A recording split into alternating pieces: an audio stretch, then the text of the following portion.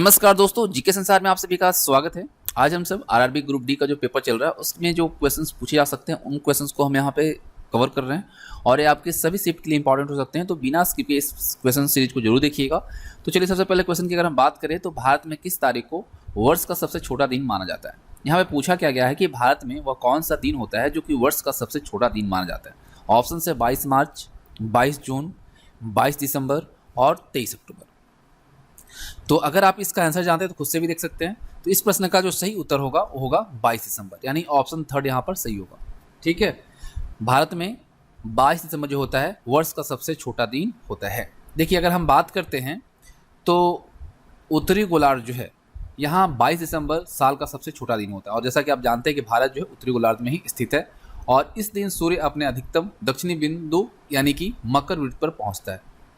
और उत्तरी गोलार्ध में जो देश हैं उनमें 10.5 घंटे की दिन होती है और रात जो होती है वो 13.5 घंटे की होती है। और 21 जून को उत्तरी गोलार्ध में और 22 दिसंबर को दक्षिणी गोलार्ध में सबसे बड़ा दिन होता है। इसी को आप याद रखिएगा। ठीक है, भारत कौन से गोलार्ध में है? उत्तरी गोलार्ध में, और इसी वजह से साल का सबसे छोटा दिन जो होता है वो 22 दिसंबर का होता है और 21 जून को उत्तरी गोलार्ध में क्या होता है? सबसे बड़ा दिन होता है और 22 दिसंबर को दक्षिणी गोलार्ध में सबसे बड़ा दिन होता है। इस चीज को आप याद रखिएगा। ठीक है, चलिए उसके बाद क्वेश्चन आता है कि भारत में निम्नलिखित में से किसे स्थानीय स्वशासन का जनक यानी father of local self government कहा जाता है? Lord Ripon, Lord Minto, Lord Mayo या लॉर्ड कर्जन? तो देखिए स्थानीय स्वशासन का जो जनक माना जाता है वह किसे माना जाता है? लॉर्ड रिपन को। ठीक है, ऑप्शन ए यहाँ पर सही होगा। देखिए लॉर्ड रिपन को भारत में स्थानीय स्वशासन का जनक माना जाता है। ठीक है, और 1882 में लॉर्ड रिपन द्वारा प्रस्तुत स्थानीय स्वशासन प्रस्ताव को भारत में आधुनिक स्थानीय स्वशासन का आरंभ माना जाता है और इसे स्थानीय स्वशासन संस्थाओं का मैग्ना कार्टा भी कहा जाता है। ठीक है, याद रखिएगा स्थानीय स्वशासन जो है इसके जनक लॉर्ड रिपन को माना जाता है और स्थानीय स्वशासन संस्थाओं का मैग्ना कार्टा भी इसे कहा जाता है। उसके बाद प्रश्न आता है कि भारत सरकार द्वारा किस ग्रामीण आवास योजना को पुनः संचलित यानी कि उसे बदलकर उसमें कुछ मॉडिफिकेशन करके प्रधानमंत्री ग्रामीण आवास योजना का सृजन किया गया है? जवाहर ग्राम समृद्धि योजना, राजीव आवास योजना, इंदिरा आवास योजना या दीनदयाल अंत्योदय योजना? वह कौन सा योजना है जो कि ग्रामीण आवास योजना थी उसको क्या किया गया? बदला गया। पहले नाम कुछ और था, अब उसे बदल दिया गया। तो आप सब जानते हैं कि ग्रामीण आवास योजना जो है पहले इंदिरा आवास योजना के तौर पर जानी जाती थी और इसे बदलकर क्या किया गया? चलिए हम देखते हैं। देखिए भारत सरकार ने 2016 में इंदिरा आवास योजना को क्या कर दिया? प्रधानमंत्री ग्रामीण आवास योजना के रूप में पुनर्गठित किया है। अगर इंदिरा आवास योजना की हम बात करते हैं तो यह ग्रामीण आवास के निर्माण से संबंधित है। इसको 1985 में लॉन्च किया गया था और इंदिरा आवास योजना की जो शुरुआत है तत्कालीन प्रधानमंत्री राजीव गांधी ने किया था। यह योजना जो है ग्रामीण विकास मंत्रालय के तहत लागू की गई थी और 1989 में जवाहर रोजगार योजना यानी JRY में शामिल कर लिया गया था और इंदिरा आवास योजना को 1 जनवरी 1996 को एक स्वतंत्र योजना में बदल दिया गया था। ठीक है, पहले क्या था? जवाहर रोजगार योजना के अंतर्गत आता था, लेकिन 1 जनवरी 1996 को इसे एक अलग योजना में बदल दिया गया और भारत सरकार ने 2016 में इंदिरा आवास योजना को प्रधानमंत्री ग्रामीण आवास योजना में क्या किया? इसे पुनर्गठित कर दिया। दिसंबर 2021 को मोदी कैबिनेट ने प्रधानमंत्री आवास योजना को 2024 तक जारी रखने की मंजूरी दी। याद रखिएगा ये जो है प्रधानमंत्री ग्रामीण आवास योजना इसको 2024 तक, ठीक है, मंजूरी रख दी है आगे इसको जारी रखने के लिए। अगर हम वहीं और कुछ चीज़ों को देखें तो जवाहर ग्राम समृद्धि योजना जो कि ऑप्शन में आप देख रहे हैं यह तत्कालीन जवाहर रोजगार योजना का पुनर्गठित संस्करण है और इसे 1 अप्रैल 1999 को लॉन्च किया गया था। वहीं हम बात करें दीनदयाल अंत्योदय योजना की DAY तो ये कौशल विकास के माध्यम से अस्थायी आजीविका के अवसरों को बढ़ाकर शहरी गरीब लोगों के उत्थान के लिए शुरू की गई एक योजना थी और इसे आवास और शहरी गरीबी उपशमन मंत्रालय यानी HUPA के तहत लॉन्च किया गया था। वहीं हम बात करें राजीव आवास योजना यानी RAY तो एक ऐसी योजना है जो झुग्गीवासियों और शहरी गरीब पर केंद्रित है और इसे जून 2011 में 2 चरणों में लॉन्च किया गया था। ठीक है, तो ये सभी चीज़ें इंपॉर्टेंट थी, इस चीज़ को आप याद रखिएगा। अगला प्रश्न आता है कि रविन्द्रनाथ टैगोर ने किस वजह से नाइटहुड उपाधि वापस लौटा दी थी?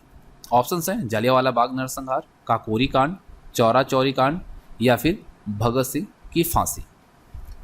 तो इस प्रश्न का सही उत्तर होगा जालियांवाला बाग नरसंहार। देखिए, अगर हम बात करते हैं जालियांवाला बाग नरसंहार के बारे में, तो जालियांवाला बाग नरसंहार जो हुआ था अमृतसर में हुआ था, जैसे आप सब जानते हैं जालियांवाला बाग जो ग्राउंड है वहाँ पे, ठीक है। और इस हत्याकांड के बारे में पता चलने पर रविन्द्रनाथ टैगोर ने विरोध के रूप में अपना नाइटहुड पुरस्कार जो है उसे लौटा दिया था। आप सबको पता है कि जालियांवाला बाग हत्याकांड जो है, जिसे अमृतसर नरसंहार के रूप में भी जाना जाता है, 13 अप्रैल 1919 को हुआ था। और पंजाब के लेफ्टिनेंट गवर्नर माइकल डायर सैनिकों को निहत्थे भीड़ पर गोली चलाने का आदेश दिया था। और सरकार जो है इसने नरसंहार में पूछताछ के लिए हंटर कमीशन की स्थापना की थी। अगर आपसे पूछा जाए कि हंटर कमीशन की स्थापना किस लिए की गई थी, तो जालियांवाला बाग हत्याकांड में पूछताछ के लिए किया गया था। और जनरल डायर की जो हत्या है 1940 में किया गया था, किसके द्वारा? उधम सिंह के द्वारा। और आपको मैं बता दूं कि यह हत्याकांड के खिलाफ बदला लेने के लिए इनका हत्या किया गया था जनरल डायर का, किसके द्वारा? उधम सिंह के द्वारा। कब? 1940 में। अगला प्रश्न है कि भारत छोड़ो आंदोलन किस शहर से शुरू हुआ था? कराची, लाहौर, दिल्ली और मुंबई। तो कहाँ से हुआ था? आप सब जानते हैं, मुंबई से, ठीक है। भारत छोड़ो आंदोलन कहाँ से शुरू हुआ था? बम्बई से।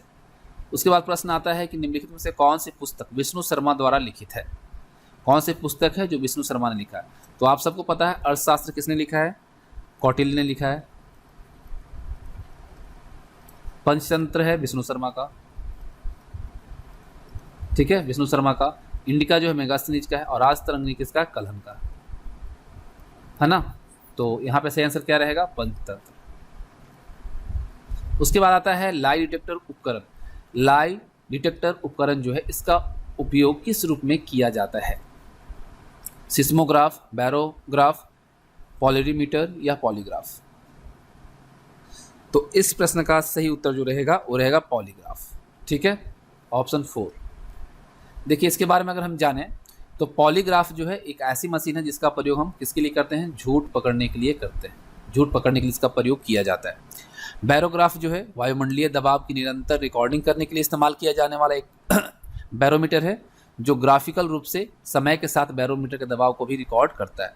इसका अगर आविष्कार देखें तो लुइसियन विधि ने किया था 1844 में, किसका? बैरोग्राफ का, ठीक है।